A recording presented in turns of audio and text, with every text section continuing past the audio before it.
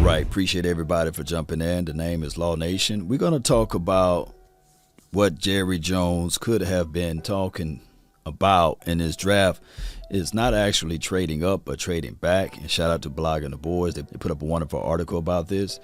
And with that being said, the Cowboys may be targeting a few players. And on top of that, think about what he said in general as we go and listen to this interview. Shout out to John Machota. I would trade up this draft and just going in as much as you can say about it until you see what's there, who's on the other line. But yeah, I would trade up to, since we're down as low as we are in those first 2 or 3 rounds, if we had a chance to, and somebody that we had really coveted was sitting at the bottom, Frederick. We're sitting down there at the bottom, and we were able to trade up and get him. At the bottom, Frederick. We're sitting down. Somebody that we had really coveted was sitting at the bottom, Frederick. We're sitting down there at the bottom, and we were able to trade up and get him. So basically, he didn't trade up to get Frederick, right? He traded down. And basically, Jerry Jones could be targeting another tackle, another guard. Who knows in this particular draft? We don't know how the board will fall. However, you should never paint yourself into a corner, right? But there are some athletes that's available, and the Cowboys been talking about as it relates to their top board or what have you. We heard of Chris Olave. We heard the Cowboys talking glowingly of him, a person that can stretch the field, take the top off the defense. Now, if he's there at the 24th spot, I'm quite sure that they would think strong and they'd say to themselves, you know what, we like this guy and we're going to go ahead and get this guy. And then on the other guys that they have on their particular board, they have Devin Lloyd. Now, Devin Lloyd is a unique and wonderful linebacker that when you think about it, you match him up, pair him up with Parsons and with the influences of George Edwards as well as our guy, Coach Quinn.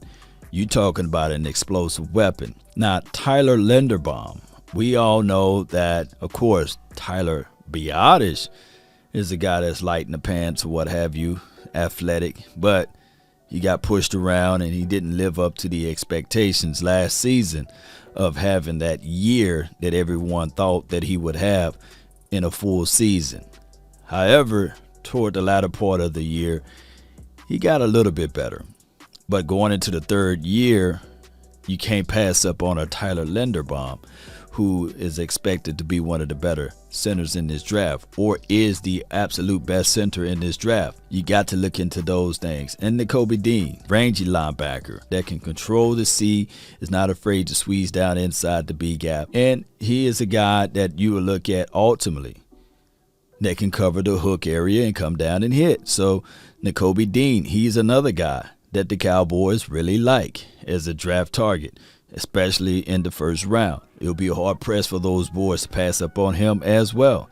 And these are good problems to have. Zion Johnson, big, physical, strong, athletic guard that can give you positional flex at center. That is a situation that the Cowboys will look at. I don't think that the Cowboys would get too cute, but if they can get multiple picks in the 2nd round and trade back a little bit, maybe that could be the case in a scenario. And then you got George Karlaftis. I don't think that he will fall.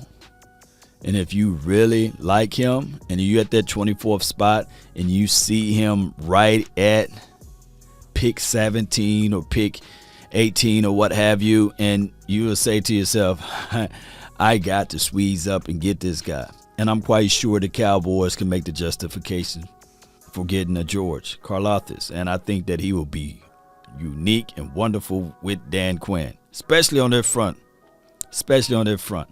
And we know edge rushers, that's a premium position there. And if you get a good edge rusher, man, your defense could be set for many of years.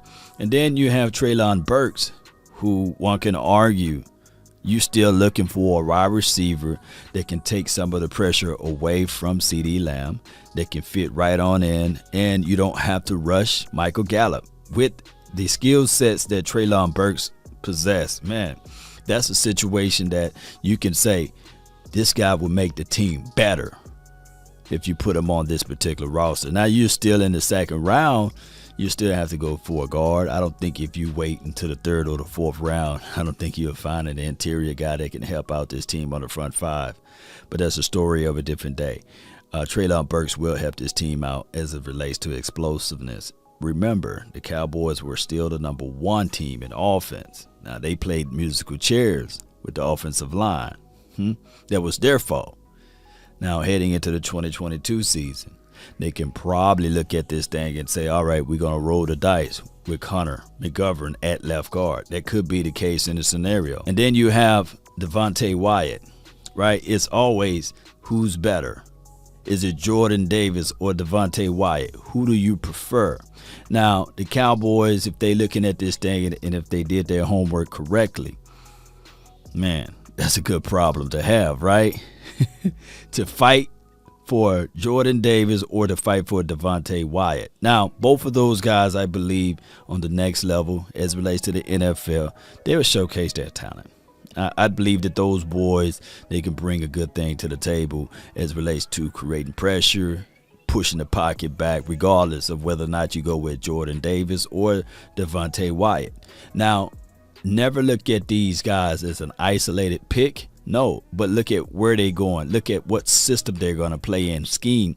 And when Dan Quinn get his hands on said player, that's how you got to look at it. Don't look at them as, hey, this is an end-all, be-all guy. No. That's not how that works. And then you have Kenyon Green, who is another big plug that you can put inside at guard. Big, massive guy, strong.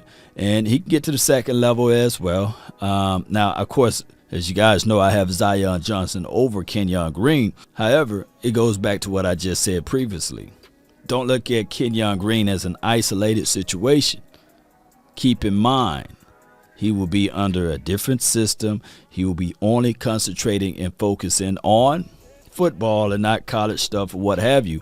And now this is when the rubber meets the road, right? So you look at it like this. Kenyon Green should be looking at it like, hey, I'm going to the number 1 offense, and I'm trying to help this number 1 offense be more effective for Ezekiel Elliott, for Tony Pollard. So I think that he would add extra help on this team, juxtaposed to him not being here, right? All right, and then you had Jahan Dotson. This guy you can line up anywhere, inside or outside. He's a smaller wide receiver, but he knows the ball. He pulled it out of the sky. Great catch radius, good foot speed. I like Jahan Dotson, and he is a guy that's pretty much quarterback friendly, meaning that he would take the pressure off the other wide receivers, and on those difficult passes, he knows how to climb the ladder, the invisible ladder, and bring it home.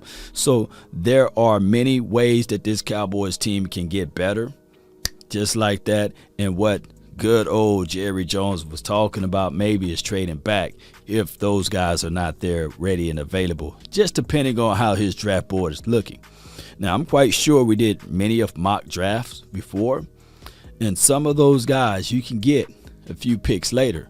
So if the Cowboys are looking to gain more draft capital in the 2nd and 3rd round, why not slide back a little bit? Not too far, but slide back a little bit and get more bang for your buck. Now, the Cowboys do have 9 draft picks. That's a lot of draft picks. And with those 9 draft picks, they have to pick correctly. Now, if they're planning on using all 9 draft picks without willing and dealing and moving around, I would say they're going after the aspect of quantity over quality. But if they're looking to move around and trade up, trade back a little, to dance around with it, they're looking for quality. And I'm quite sure that if they're looking at this particular draft, or the draft in general, to be the bloodline for the Cowboys, then I'm quite sure that they would do their homework. Now, granted, normally we've seen the historical data, especially the historical draft data, shows that the Cowboys love to take the risk pick in the 2nd round, whether it be health issues, right, or questionable off-the-field situations. They love to do that. Now, I will tell you guys this. If Jameson Williams falls around in that 2nd round category, I can literally see the Cowboys trading back into the 2nd round or trading up into the 2nd round and picking Jameson Williams. the dynamic wide receiver from Bama. I can absolutely see them boys doing that because a lot of teams don't have a lot of patience like the Cowboys, and a lot of teams, hear me out, GMs can't move like the Cowboys, because if they pulled the trigger like the Cowboys been doing in the second round, they would have been fired, right?